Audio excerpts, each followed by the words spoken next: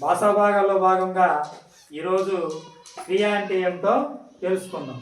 క్రియ క్రియ అంటే ఏమిటి? క్రియ అంటే పని. క్రియ అంటే పని.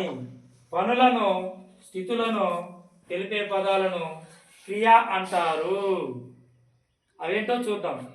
వచ్చాను, వెళ్ళాను, తిన్నాను, రాశాను, విన్నాను, చదివాను, వండాను, కొన్నాడు, పడ్డాడు, ఇలా పనులను తెలిపే పదాలని క్రియ అంటాం.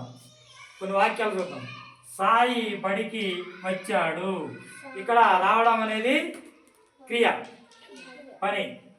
మేఘన పాట పాడింది. పాడడం అనేది పని, పాడడం అనేది క్రియ. అమ్మ వంట వండింది. వండడం అనేది క్రియ. క్రియ అంటే ఏమిటి? పని.